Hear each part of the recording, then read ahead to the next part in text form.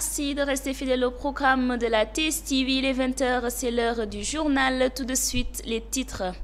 Face à la presse, la coordination communale de PASTEF Sakal hausse le ton et condamne fermement l'arrestation arbitraire et injuste de leur confrère Yargassi. Nous aurons les détails en début d'édition avec Gorombot. La commune de Latmingué, située dans le département de Kaolack, a organisé ses 72 heures de l'emploi, une initiative en partenariat avec la direction de l'emploi qui vise à promouvoir l'entrepreneuriat, la formation et l'emploi des jeunes et des femmes dans cette localité. L'association Touba Kanam a octroyé une ambulance médicalisée à l'hôpital Cheikh Ahmadou Bamba de Touba, un geste que saluent les autorités de cet établissement. Nous terminerons à Kédougou avec la naissance d'un nouveau mouvement dénommé Diagodiren qui signifie union et solidarité en langue peul. La page internationale mettra en terme à cette édition. C'est la fin des titres. Reste avec nous. Le développement, c'est dans quelques instants. mbokk yi juróom-ñetti waxtu moo jot waxtu wi ñeel xibaaru mbarax yi ci kàllaamay Kocc li gën a fës ñu dooree ko ca diwaanu Louga jegeñaale Ousmane Sonko yi ñi ngi ñaawlu li nga xam ni moo di teg loxo yi ñuy teg loxo seeni ay militant wu Pastef ci ab jonook way taskatu xibaar ya ñu amaloon foofee ca diwaanu Kaolack ñu wutal lii ca Kaolack ca commune bu Latmingué amal nañ ndaje ci lu ñeel partenariat ak direction emploi ngir promouvoir lii di entrepreneuriat leneen lu ñeel kuréel bi di Touba ca kanam daal dinañ jébal ab ambulance médicalisée ca l'hôpital Ahmadou Khadim bu Touba Medoune Diaw lañ ci àndal ci biir xibaar yi ca diwaanu Kédougou créé nañ fa ab mouvement bu yees dippee ko Diagodiren muy tekki booloo ànd nekk benn ci làkku pël mbokk yi ñaareelu pàccu xibaar yi dañ ci ànd ak Oumoul Khayri Cissé ca la gën a fës ci bitim réew mbokk yi li mooy ponk yi gën a fës nees tuuti ñu daal di leen koy faram-fàcceel.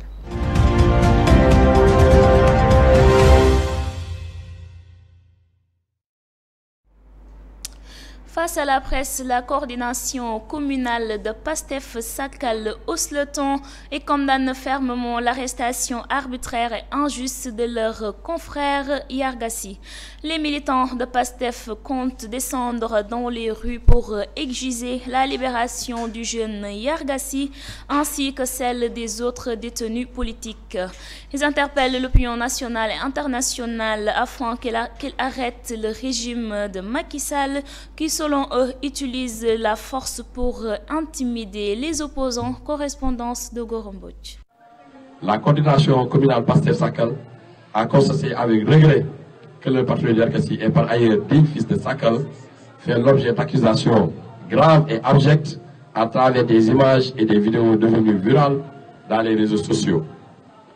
Notre frère est tenu pour responsable par des manipulateurs comme responsable du liquide dangereux qui a été aspergé au président Sonko le jeudi 16 mars 2023 quand il préférait à sa convocation au tribunal de Dakar.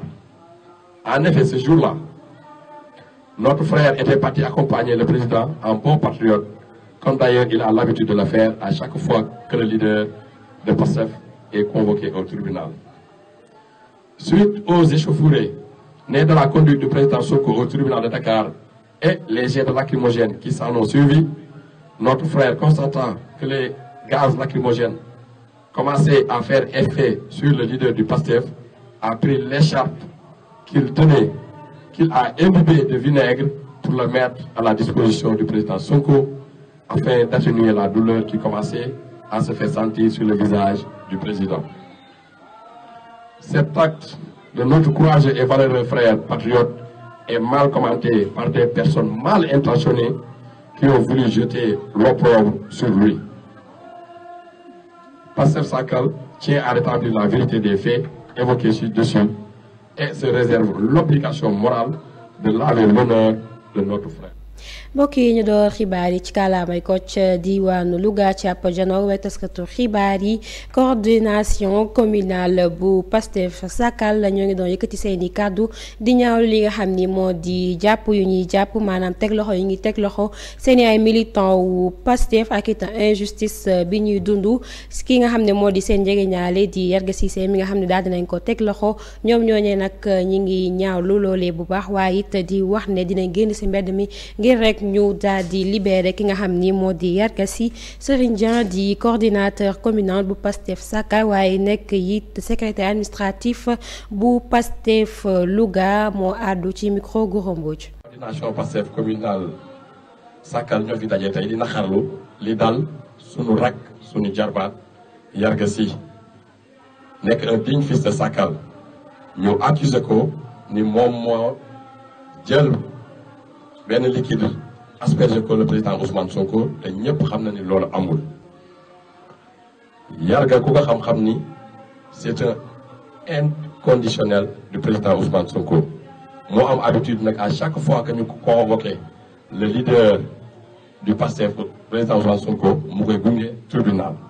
réew mi nag dafa mel na ànd fekk Ousmane Sonko nag délit la te du délit Ousmane Sonko doomu réew mi la bokk ci réew mi di intellectuel nu dénk ko poste ci réew mi fukki at ak juróom mu yor ko te ni ku ma ci mën a tuumaal fukki dërëm nga wax ko yombul ci réew mi nan bàyyi caaxaan yi gis nga réew mi bu nu bëggee mu avancé dañuy bàyyi caaxaan yi réew mi nag dafa bëri caaxaan bëri ñuy manipuler nit ñi di wax lu dul dëgg di yàq xelu nit ñi réew mi dund gi cher na réew mi metti na borom alal ji nii pasar pasare ci réew mi nan ko bàyyi góor yi nii jàpp di leen tëj nan ko bàyyi réew mi ñun noo ko moom kenn moomu ko Macky Sall day ñëw day dem Ousmane Sonko même bu nekkoon président day dem keneen ñëw Abdoulaye Wade a ngi fi woon Abdou Diouf a ngi fi woon Senghor a ngi fi woon te li xew ci réew mi masu fee am nag te nag jot na ñëpp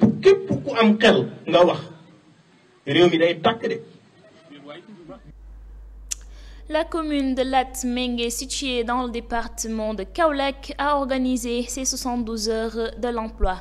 Une initiative en partenariat avec la direction de l'emploi qui vise à promouvoir l'entrepreneuriat, la formation et l'emploi des jeunes et des femmes dans cette localité à travers l'installation de la mission locale de l'entrepreneuriat et de l'emploi. La cérémonie a eu lieu en présence du directeur de l'emploi, Modou Fall.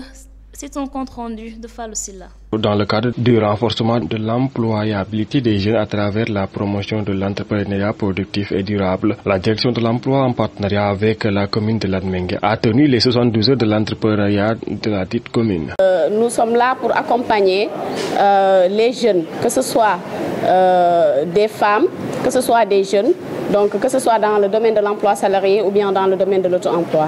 Donc pour ce faire, nous aurons des conseils en emploi qui sont là, qui vont accompagner de façon personnalisée les jeunes, qu'ils soient demandeurs d'un emploi salarié, ou bien qu'ils possèdent une idée de projet, ou bien qu'ils possèdent un projet même bien élaboré, mais à la recherche de financement. Donc c'est dans ce cadre que il y aura bien évidemment d'autres activités, d'autres sessions de formation qui seront organisées, mais nous avons démarré par l'entrepreneuriat. Dans le cadre du projet Centre d'initiative pour l'emploi local, il s'agira de mettre en place un guichet unique pour la formation, l'entrepreneuriat et l'emploi pour tous les jeunes et les femmes à la recherche de l'emploi salarial et de l'auto-emploi. Ce bureau que nous avons inauguré aujourd'hui va permettre d'accueillir des jeunes porteurs de projets. Nous allons les orienter, les conseiller et s'il le faut les inscrire au niveau du pôle du département.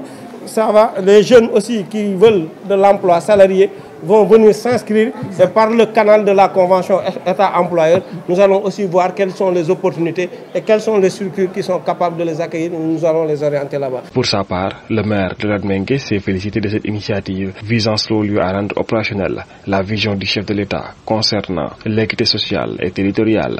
Pour nous, c'est une déclinaison de la volonté du chef de l'État qui porte sur l'équité sociale et territoriale. Mais aussi pour faire ce pourquoi, quelque part, nous sommes là. C'est de prendre en charge les compétences transférées. Et parmi ces compétences transférées, il y a la jeunesse, le sport et les loisirs. Pour rappel, 4 entreprises locales ont été enrôlées par l'occasion dans le cadre du projet Ciel. commune bu Latmingué nekkee ca département bu Kaolack amaloon nañ li nga xam ni moo di ñetti fanu emploi ab initiative bu nekk en partenariat ak direction emploi nga xam ni day promouvoir li nga xam ni moo di entrepreneuriat jàngum ndaw ñi xëyu ndaw ñi waaye it lu ñeel jigéen ñi ci teewaayu directeur de l'emploi lañ amaloon boobee ndaje ñu ànd si ak suñu natango Fallou Gallassi la ngir gën a ñongal xëyu ndaw ñi tax na ba direction bu emploi ci lëkkaloom ak commune bu Latmingué daal di amal ñetti fan yoo xamante ni ñi ngi ko jagleel wàllum tàggatu ak wàllum xëy ci commune boobile. ñi ngi fa woon pour préparer journée tey bi mais avant cela ñu ne woon bala ñoo ñëw rek def inauguration il faut ñu commencer par lu concret mooy déjà ñu am ñu jël ay jeunes ak des porteurs de projet des femmes ñu former leen si loo xamante ni si wàllum entrepreneuriat. formé nañ def nañ 2 jours d'activité de formation boo xam ni intéressant woon na liggéey nañ si module ni développement personnel nit nan ngay fonctionner si que ce soit si entrepreneuriat wala si leneen. ñu jëmal li ni mel lëkkale ko projet bi ñu tuddee centre d'initiative pour l'emploi local loolee tax na ba ñu mën a teg ab guichet boo xamante ni nii dinañ ci mën a tàggat ndaw ñi waaye tamit fexe ba ñu am wàllum xëy. mission locale bi ñu installé moom la ñu war a dérouler ci mission bi nga xamante ni yamul rek ci commune Latmingué mais day couvrir yeneen communes yi nekk ci biir arrondissement bi yëpp. convention état employeur aussi gis nañ ni signé nañ ko ak kuréel yu am ay potentialité pour recruter ci biir dëkk bi. loolu day continuer parce que buñ gisee ci biir dëkk bi ñu am possibilité ñu insérer leen te ñi fi nekk am ay entreprise wala ñu yore ay femmes nekk ay femmes transformatrices wala ñu yore ay ateliers ay menuisiers et cetera mën a jël ay jeunes. bu boobaa mën nañoo signé ak ñoom convention par contrat d'apprentissage ñu dugal jeunes yi nga xamante ne nii.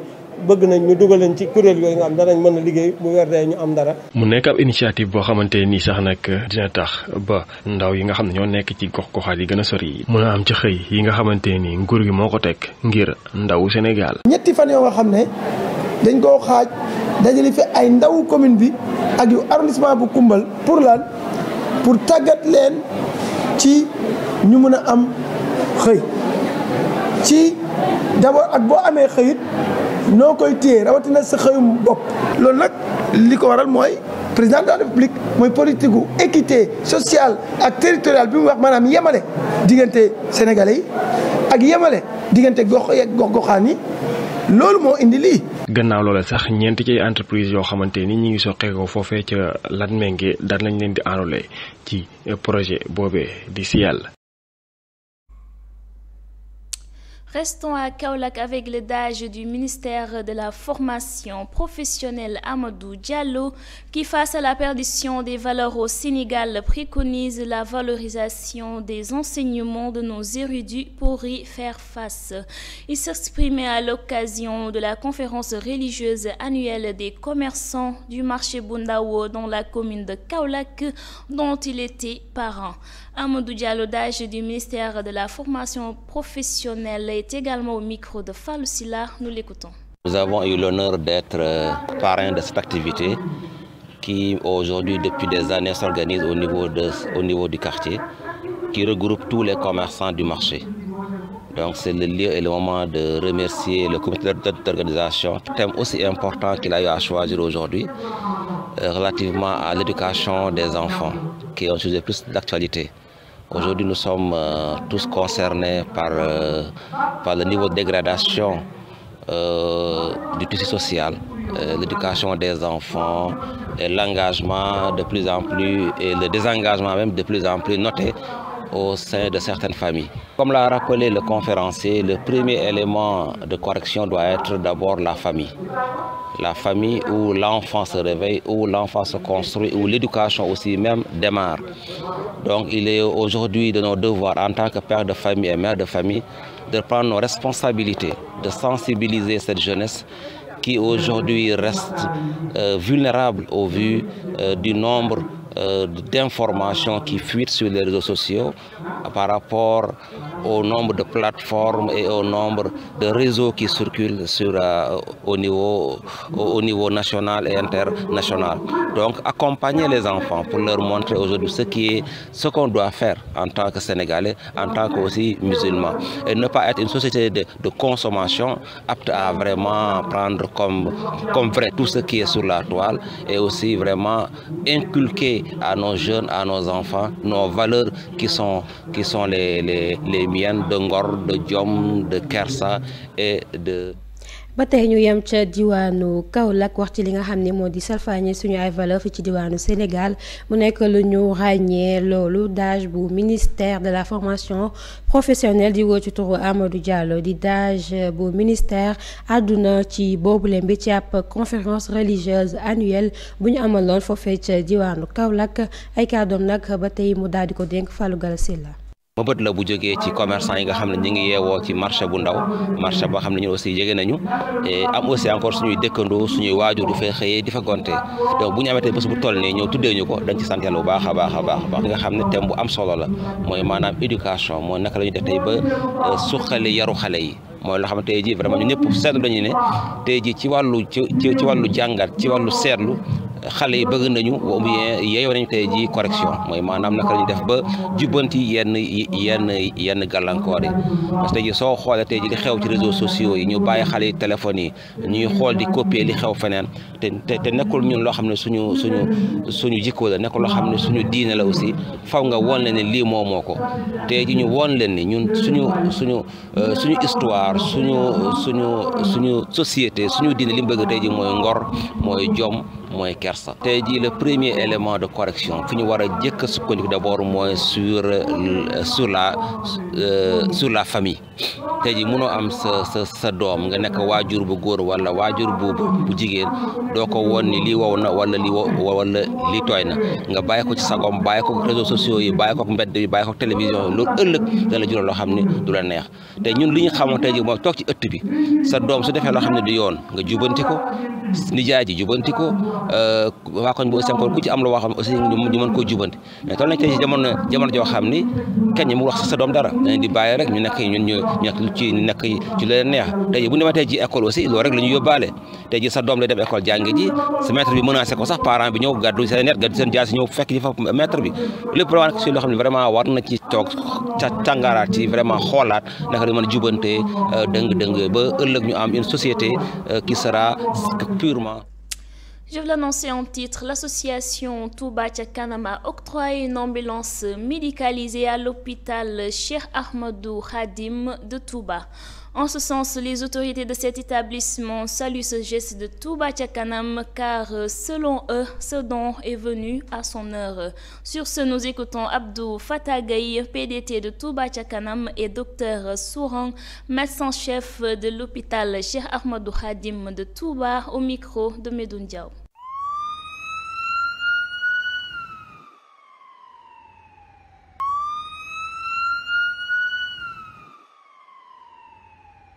À travers ces actes de bienfaisance, Touba Ca Kanam a offert une ambulance médicalisée à l'hôpital Cheikh Ahmadou Khadim de Touba pour une meilleure prise en charge des malades. ñu teew fii tey ci centre national hospitalier Cheikh Ahmadou Khadim. Nous sommes ici présents au centre hospitalier Cheikh Ahmadou Khadim de Touba pour la remise d'une ambulance médicalisée à l'hôpital Cheikh Ahmadou Khadim, dont Dr Souran est le médecin-chef.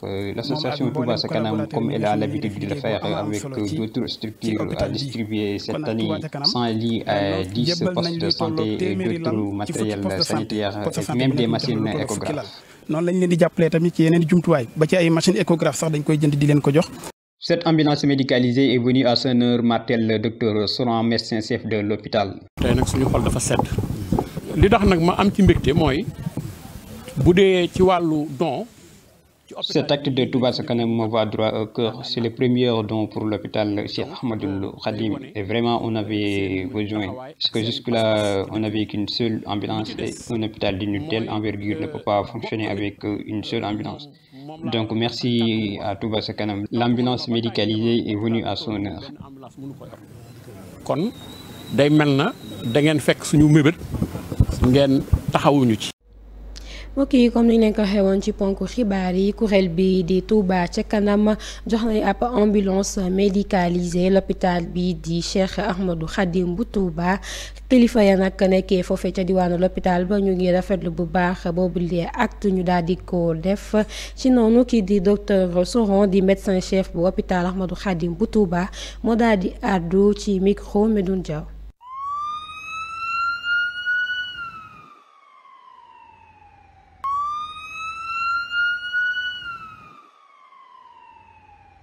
kuréel gii di Touba ca kanam daal dinay jébbal hôpital Cheikh Ahmadou Khadim bu Touba benn ambulance médicalisée boobule cérémonie de remise mi nga am ci teewaayu Serigne Abibou Mbacké mi jiite Touba ca kanam ak docteur Sourang mi médecin chef hôpitalu Cheikh Ahmadou Khadim bu Touba. ñu teew fii tey ci centre national hospitalier Cheikh Ahmadou Khadim ngir fas yéene leen a jébbal ambulance bi nga xam ne gis nañ ko nii ci suñu wet teg ko ci loxo docteur Sourang bi nga xam ne.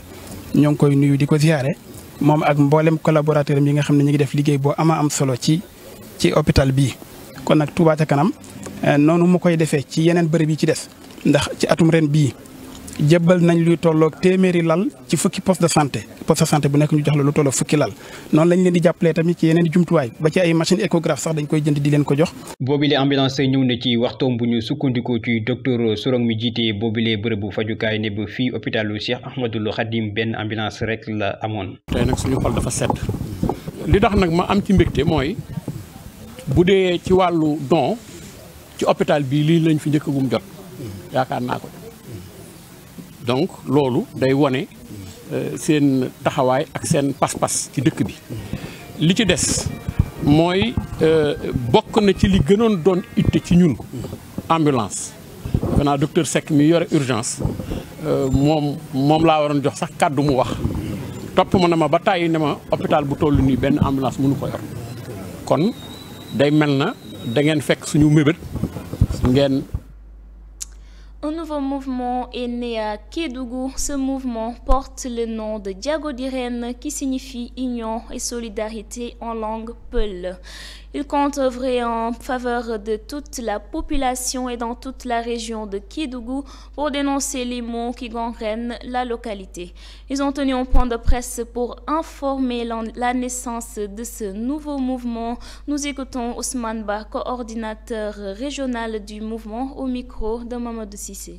Plusieurs jeunes autour de leurs différents responsables de quartier se sont rencontrés autour de l'essentiel pour former un grand mouvement dénommé le mouvement Diago-Diren. Ce mouvement a pour but de dénoncer les maux qui gangrènent la région de Kédougou. Mais à cela s'ajoute de défendre l'intérêt de la région, du département, voire de la commune.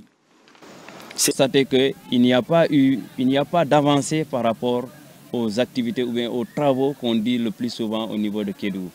Donc ce constat, nous l'avons fait, c'est pourquoi nous avons dit aujourd'hui que nous avons créé le mouvement Diago-Diren, Nyoron Mouta pour Kédougou Tobin, parce que personne ne peut construire Kédougou à notre place. Et le mouvement là, nous le faisons parce que nous ne sommes pas contre un leader. Nous sommes là pour l'intérêt de la population de Kédougou. Toute personne qui veut émerger ou bien qui veut travailler pour l'intérêt de Kédougou, il sera la bienvenue. Ces jeunes hommes et femmes confondus étaient venus des 4 coins de la région de Kédougou, mais aussi de la commune. Il est pour l'instant économique. Nous sommes dans un parti, certes, parce qu'on a des répondants. Et nous, ces répondants-là, nous ne les voyons pas travailler dans le côté économique au niveau de la région, je peux dire, en particulier dans la commune de Kédougou. Parce qu'on parlait ici tantôt, on a de l'eau, on parlait de l'électricité, et jusqu'à présent nous en souffrons. Parce que le château est là, nous ne comprenons pas pourquoi jusqu'à présent nous n'avons pas eu de l'eau. Kongori et LT et d'autres quartiers n'ont pas d'eau. Et nous allons vers le Ramadan. Nous avons vu que l'année dernière, nous avons beaucoup souffert par rapport à l'eau. Les gens n'avaient pas d'eau. À la rupture, tu n'as même pas une glace pour boire. Vous savez comment Kédougou est chaud. Si nous n'avons pas d'eau, nous n'avons pas d'électricité, mais ça sera très difficile de vivre ici à Kédougou, alors que nous sommes entourés de fleuves.